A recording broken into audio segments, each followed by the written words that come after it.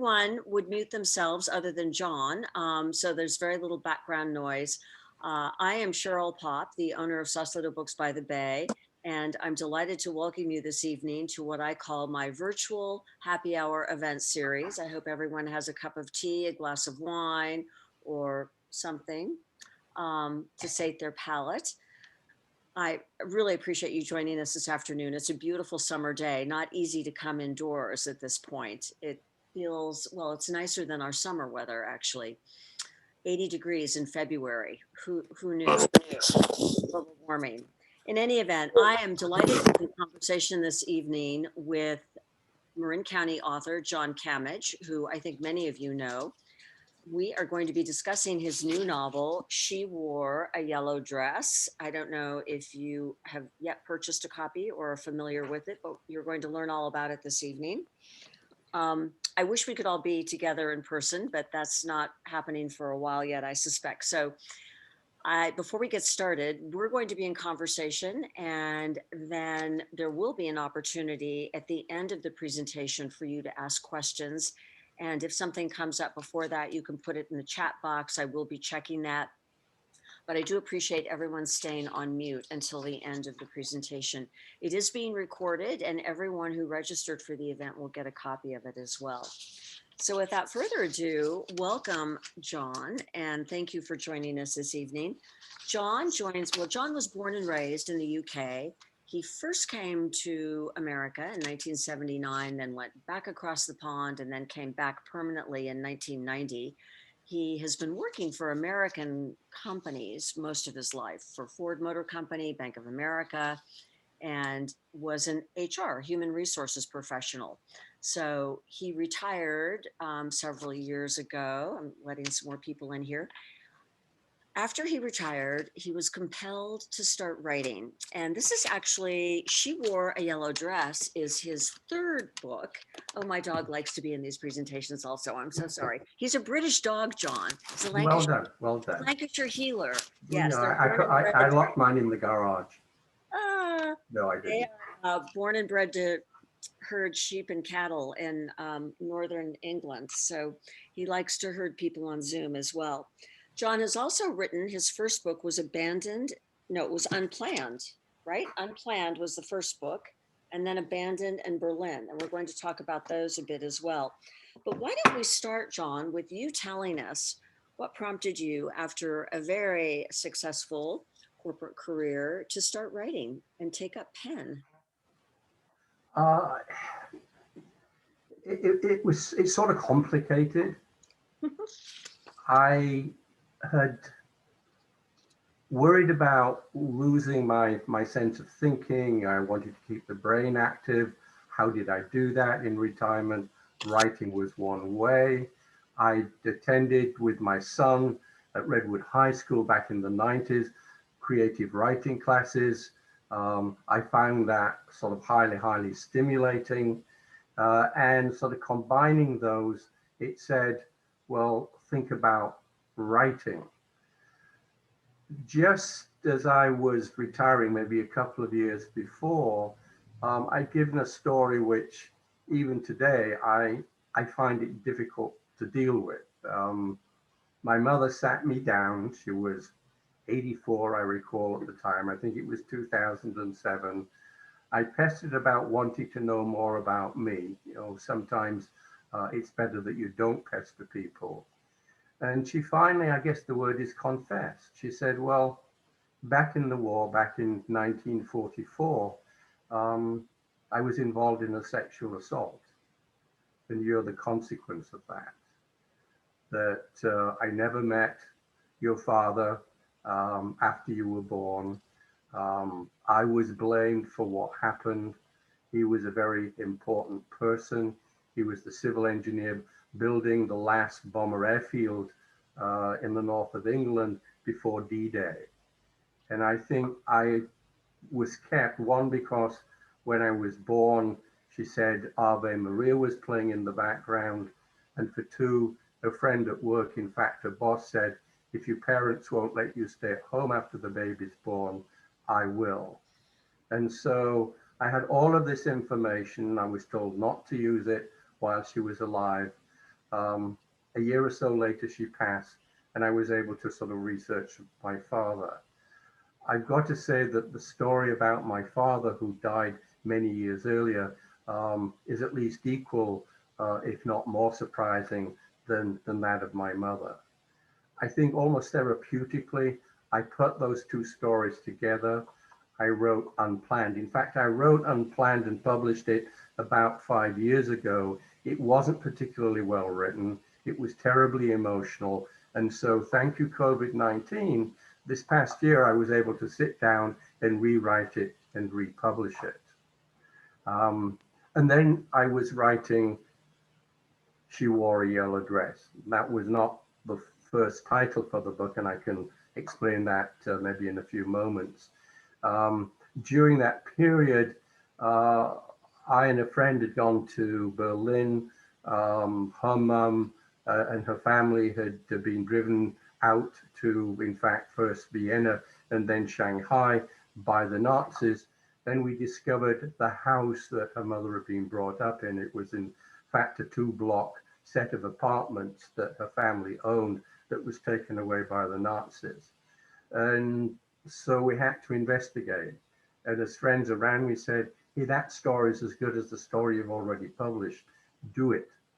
I did it. I also allowed myself to practice my writing skills.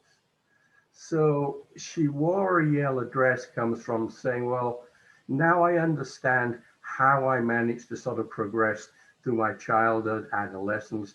I made it to university only because the government paid everything. What happened afterwards and why and for who helped me? And so I began to write She Wore a Yellow Dress. My wife had passed, unfortunately, from cancer about the same time. And one of the byproducts of writing this book was the feeling of reconnecting and being able to sort of talk to her, and she would talk back about what had happened. And so slowly, She Wore a Yellow Dress was formed. It really focuses on the coming of age. It's set in the UK, and it's 1965 to 1975. So that leads me to my next question, which for the benefit of those who have not read the book yet, you've provided a little bit of an overview. It's about it's autobiographical fiction or autofiction, which I find very interesting. And it's based on the fact that you never knew who your father was until right before your mother died. But can you tell our guests a little bit more about the book? It is a coming of age romance, but there are other themes and messages throughout it as well.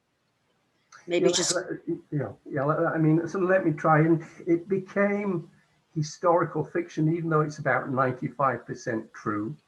And I did that, one, because I didn't want to sort of upset friends, relatives, and with Unplanned, I'd managed to do that, and I didn't want to have the same accomplishment twice. There's some little white lies in the book where I make up things because I have a memory lapse, or because it needs a little bit of additional explanation. And then the history side, I just love history. It was my topic at school, and so I produced this book. It evolved. There's basically two main characters. There's John, and John is basically me. Is this all little sort of country bumpkin, brought up out sort of in the countryside on a farm. There's some struggling, particularly with his stepfather. His best way of dealing with that is getting out of the house. So what does he do when he gets out of the house? He bird watches. So there's some strong ornithology built into the book. But he finally makes it to university. He has no idea what he is going to do in life. And it is his third and final year. It's November 5th, 1965, which is bonfire night in the UK. And he meets this other person called Jean Louise. and this is your story. This is you at university, and it is how you met your wife. This is very much me. And I've used a false name for my wife. Again, confidentiality, and also being sort of a little polite, but people recognize it anyway. And but she was very different to this guy John. She came from she was an only child. She had two loving parents. He was a bumpkin. She was an urbanite. Um, shall we say her political opinions were not the same as his. Um, she was ambitious. She knew what she wanted to do. She'd already signed up to become a fashion buyer for the store chain known as Marks and Spencer's. The only fly in the sort of in the ointment was her mother was ill, um, and was likely to die, and she had responsibilities there. But she was dealing with those. The one final thing was she actually supported John's bird watching, which for a girl was quite unusual. So that's you know those are the two characters. You know, the plot basically takes you through I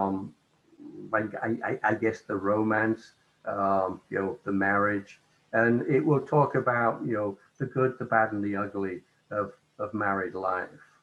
Um, it will also, though, look at what was going on in the country, in the UK at the time. There are many examples I can use, like lockdowns because the miners were on strike and all businesses were closed.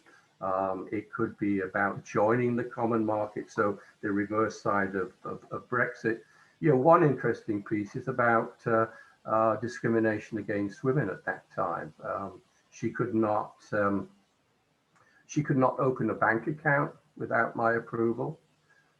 She could not take any credit without my approval. When we applied for our first mortgage, she was told that she would be pregnant one day and would bear a child, and therefore her income could not be counted. And that's on top of, obviously, equal pay didn't exist. There's an example where a company is sold out and the new owner actually fires a number of the men there so that he can hire women at a cheaper rate of pay. So you've got all of this backcloth that is being looked at. And then sort of the third piece is around birds. And they fit in the sense that the character development has parallels with the birds that are chosen. So each chapter will have a particular species, and it will end with a description of the species and even an illustration. I hope that helps. I found that one of the most fascinating things about the book. Each chapter, as John said, is based on a different bird. And I know you grew up on a farm in Yorkshire and you have been an avid bird watcher most of your life. And that I learned this in reading something that you gave me, there are twice as many bird species in America than in England. But what prompted you to base a chapter on on a different bird? And in some ways, I think these are birds that have influenced your life as well, right? Yeah, yes, they have. But let me sort of again explain how the title came, because that gives you the answer. Originally, I called the book Snakes and Ladders, and it was very much looking at my career and how boring can that get. Ford, and then dare I say, even joining the more boring Bank of America, and human resources with all of its policies and sort of procedures. And so someone sort of said to me, where's your wife in all of this? Where is Jean Louise? She doesn't say anything. You just tell us all about her, and she doesn't get to tell us about you. And so you'll also find in these in the book, in every chapter at the very end in italics, is a message from Jean Louise, her perspective of what's going on. And at that time, we changed the title to Bonfire Nights. It starts at the bonfire in 65. It ends at the bonfire in 75. And then I was told by my developmental editor that the bird stuff I had at the front of the book was quite unusual and very interesting. And why didn't I do more about it? And then I had another friend who said, well, yeah, have a bird in every chapter. and you'll provide people with a description of the bird. I listened. Hopefully that helped me, because I got a lot of other people to be thankful Mm. for the product that you showed us a few minutes ago. Well, it's a very sweet story, and I learned a lot about birds. Now, let me ask you about the autobiographical. You said it's 90%, I believe, autobiographical. Did you, though, since it is historical fiction, did you choose to rewrite history in any way? No, Did you take literary license and, well, this is what really happened in my life, but I think it'd be a better story if it happened this way. no, it's basically my real life. Um, and the history is the history. If I made a mistake, I'm going to blame the web, because going in and doing Mm, research, someone gave me the wrong information. All of that is true, and virtually everything else is true. As I said earlier, I didn't want to, upset people. Tara Wendover and her book Educated, I'd read mhm, that. It is a great, great book, but it almost made me cry that she had to, dare I say, crucify her parents to get her story across. And I did not want to do that. mhm. Um, and there's also a couple of other sort of imaginary events. There were a couple of pieces in there that sort of I made up for fun, but made up in the sense that you can still connect. It's still part of the jigsaw. If you have a piece missing or an extra piece, it shows. I think in the book, neither happened. Are you self-taught? How did you learn to write? Did you go to writing workshops or classes? You said you didn't really think the first book was well written. What has your trajectory been here? As an author, it really self-taught. As a writer, it has to go back to my days in human resources. You have to learn to write a letter that says, dear so and so, I'm pleased to tell you that you're fired, that you will find this a pleasurable opportunity to find a new career. I wish you well. In other words, there are skills in human resources, writing, development of policies and procedures, but uh, I realized that was a start. It wasn't an end, which is why I have used developmental editors, why I have used copyright editors, to make sure that this is as professional as I can get. I would love to be an Ian McEwan. I'll never be an Ian McEwan. And are you inspired to write yet another book? And would it also be autobiographical fiction? I am not inspired at the moment. I'm very much focused on this book and what happened. The original reasons for writing still exist. The question is that producing, self-authoring a book is not inexpensive, but it's a great hobby. It's a great pastime. So I want to defer on that decision. I could write a book about the first few years being in America. The farm in which I grew is in the middle of a moor called Marston Moor, which was where one of the civil wars was fought in, I think, 1644, between Cromwell and the Royalists. I could write a book about that. That would be purely fiction, historic fiction. But I haven't made my decision.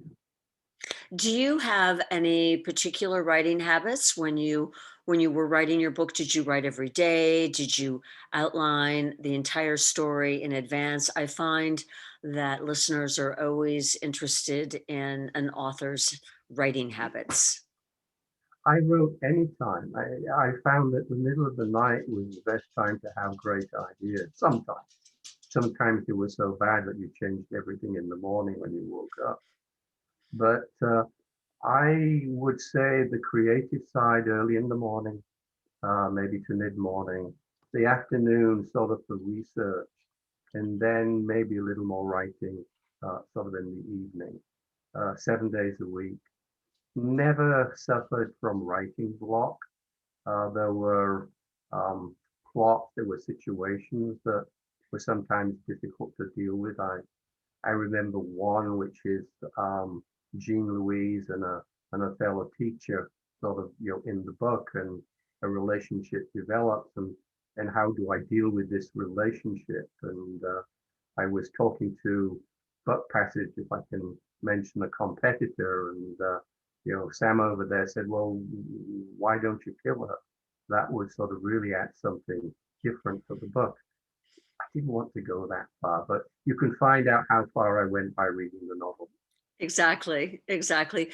Are there any authors in particular who you admire, who inspired you, whose writing style you try to duplicate or replicate? Well, I've mentioned Ian McEwan. I think he is very much up there, the top of my list.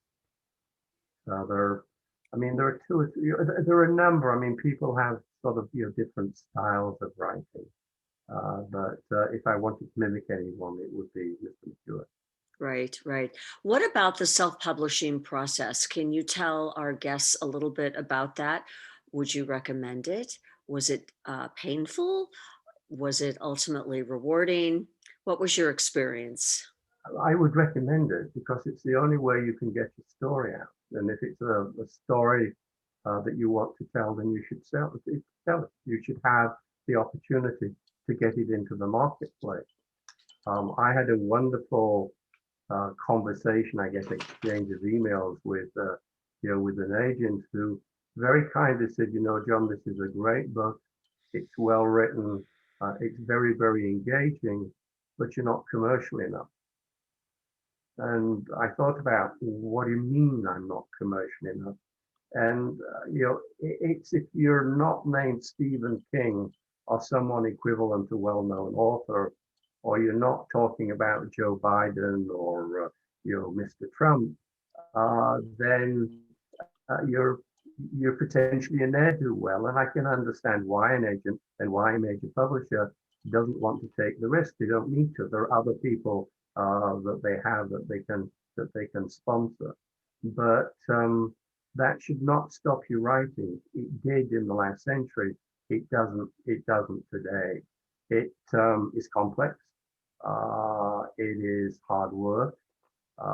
Depending on your funds, it can be expensive.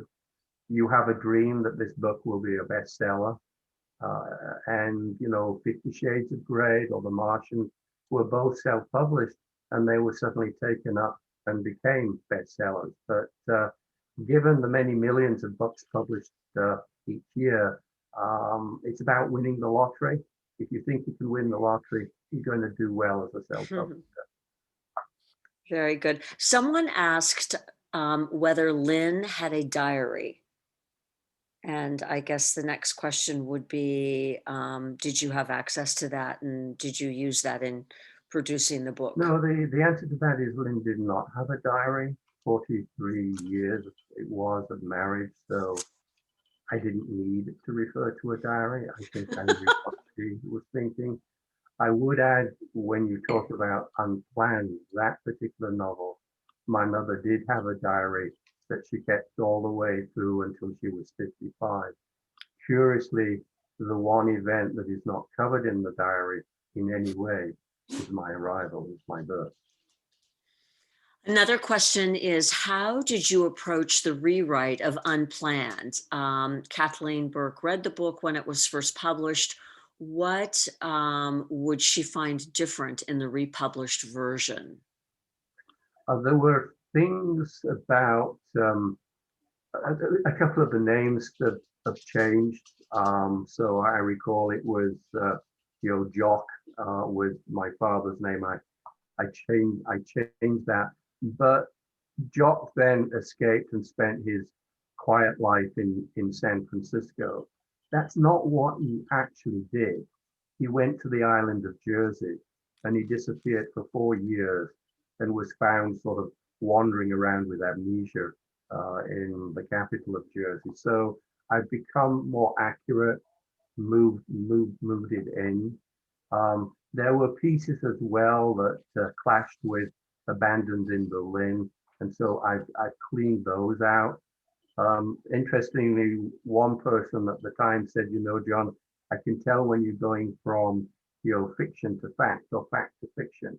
So I worked on those issues as well. I think it's a more cohesive book. It's a more accurate book.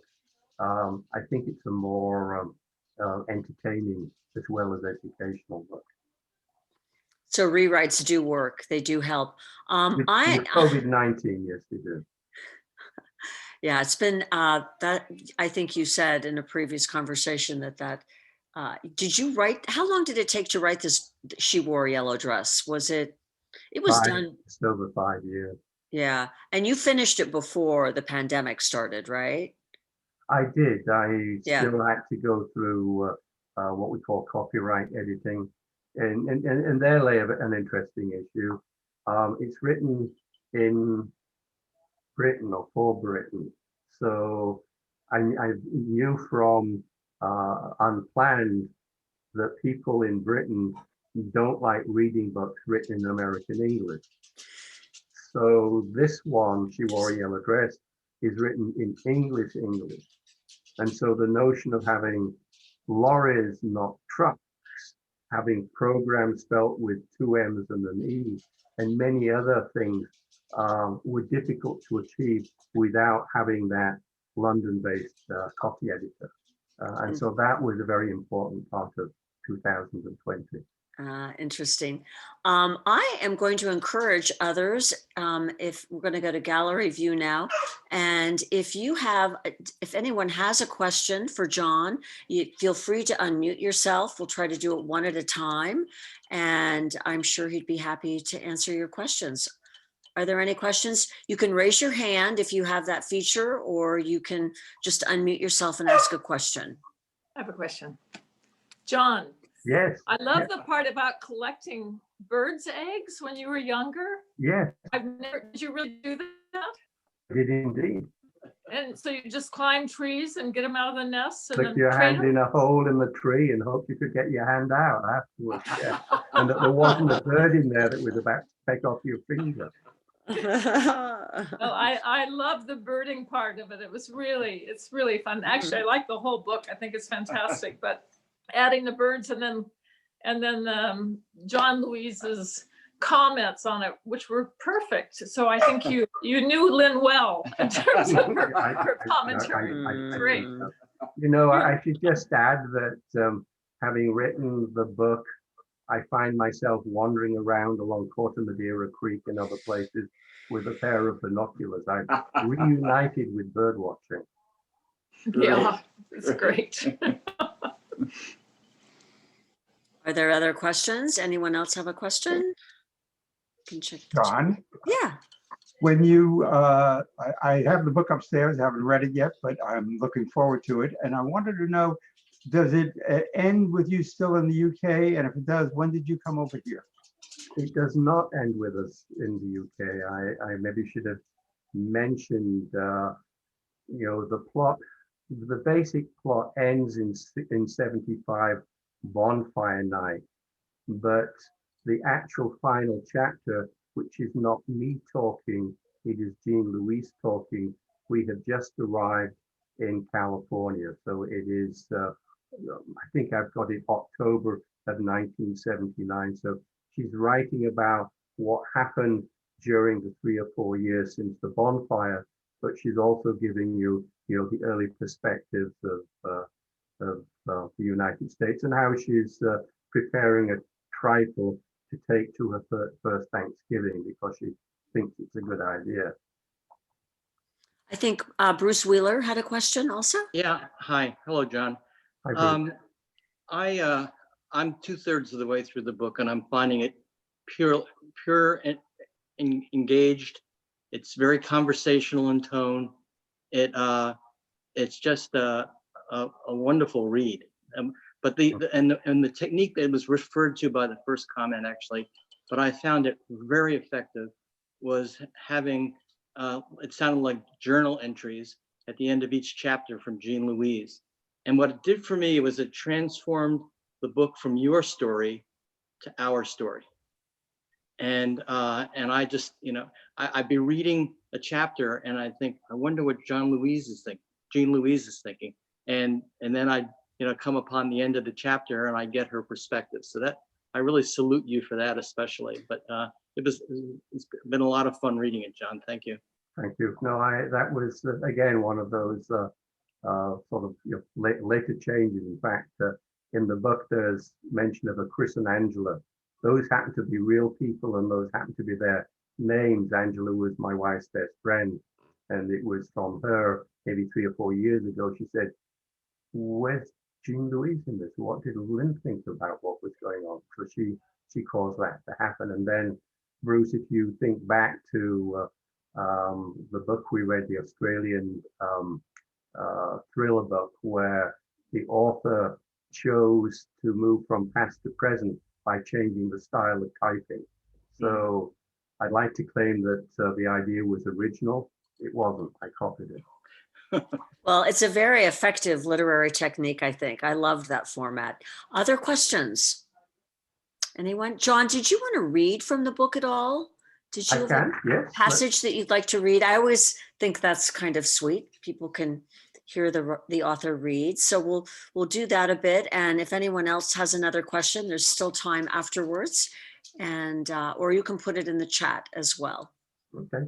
Well, let me read this now. This is after the two have met, after graduation. John has begun a few weeks earlier to work for Ford. He's a trainee, so he's looking for a real job, a proper job. And Jean Louise has just moved south to a place called Reading, where she's at university studying to be a teacher. The last day of my second week with a senior buyer coincided with some terrible news. On my way to lunch, I chanced to meet a fellow trainee headed in the same direction. "Have you heard?" he asked me. "There's been an awful accident in South Wales. Lots of children have been killed." I had heard nothing and asked for details. "A coal tip in Aberfan has collapsed and destroyed a school in many homes. Over 100 people are dead, mostly children, and rescuers are still digging out bodies." The scale of the disaster was difficult to comprehend. After very heavy rainfall, a man-made mountain of slurry from a collier's spoil pit had slid down a hillside and destroyed the community in the valley below.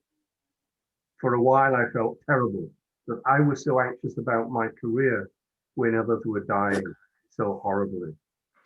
The disaster was the main topic of conversation with Jean Louise when I arrived in Reading at Saturday lunchtime. There had been an outpouring of grief among her class friends for the unimaginable trauma that the school children had suffered. To take our minds off the tragedy, we visited Windsor Castle and detoured past the Langley truck plant to have a look at the factory that was unwilling to place me. Jean Louise told me that her mother's condition remained serious and how thankful she was to have decided to teach. She was still worried about my job security because of the latest developments in Britain's motor industry. On the way back to Upminster the following day, my thoughts returned to my future relationship with Jean Louise. In 2 weeks' time, it would be Saturday, the 5th of November, exactly 1 year since we had started dating. Maybe this was the moment to propose to her, provided I could buy an appropriate engagement ring in time. We'd already arranged to meet in central London to see the film Dr. Zhivago, and I thought it would be romantic to propose to her over dinner afterwards. Back at work, I sacrificed my lunch hour to visit jewelers in Brentwood. I had no idea what I was looking for, but I knew that Jean Louise liked opals. They were also her mother's favorite gemstones. Eventually, I was shown a gold band set with a medium-sized opal surrounded by a cluster of small diamonds.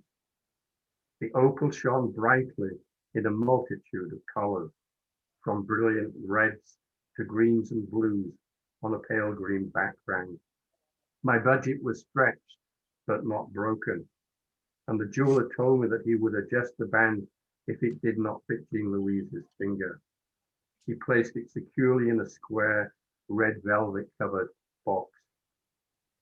My plan was to watch the film during the afternoon and then propose over dinner at the Quo Vadis restaurant in Soho.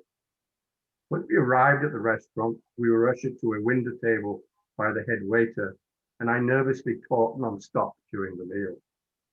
By the time dessert arrived, my fluttery feeling in my stomach was under control, so breathing deeply, I prepared to ask Jean Louise for a hand in marriage. I believe I had sounded awfully nervous when I began. It's our first anniversary today. I want you to know it's been the best year of my life, thanks to you. I know I do strange things occasionally, but please don't consider this one of them. I would like to ask you to marry me. I reached across the table and passed the red velvet box to her, then waited for her to open it, terrified that she would turn me down. She looked first at the ring, then at me, and then beamed in a way that I'd never seen before. She reached over, took my hand, squeezed it affectionately, and to my intense relief said, "Of course I will. I love you despite your eccentricities. The ring is perfect." Bravo, bravo, bravo. Thank you, John. Thank Thanks. you. So it looks like Audrey Pines has a question. If you'd like to unmute yourself, Audrey, and fire away. It's Tony, but it's Tony and Audrey. Hey, John. Oh, sorry. Tony, I. No. Audrey is here. It's Okay. I will say, John, I'm having a nice class in the Colin. So I listened to you. It seemed appropriate for you. Oh, yes, thank you. I'm curious, as you've written your books, how do you feel you've changed as a writer and during the course of all these books? Well, that is a very interesting question, a difficult one to answer. I know I've changed, and suddenly I've become intensely committed to bird watching. I've said that earlier, but almost wherever I walk with my binoculars, and I find that reconnecting, with my past. I think I have learned to structure stories to, take a piece that's history, a piece that's personal, and a piece that's maybe factual, and bind them together. I've learned an enormous about indie publishing, about self-publishing, but I also have come to understand very, very clearly the two important people in my life. First was my mother, and second was my wife. Interesting. Thank you. Any other questions? Well, everyone's going to be getting a recording of this, and I think most of you know how to contact John. Hopefully you know how to contact us at Sausalito Books by the Bay as well. We do have copies of all three of his books. The one we've been discussing this evening, She Wore a Yellow Dress, Unplanned, and Abandoned in Berlin, which is a very gripping true story as well. So we're open 7 days a week, despite the ongoing global pandemic, although I think there is light at the end of that tunnel. We're open Monday, 7 days a week from 10 until 6. And John, I'm sure if you're interested, would be happy to sign a book and personalize it as well. So if you don't want to come in, you can call us on the phone or email us. You'll be getting that information from me in an email.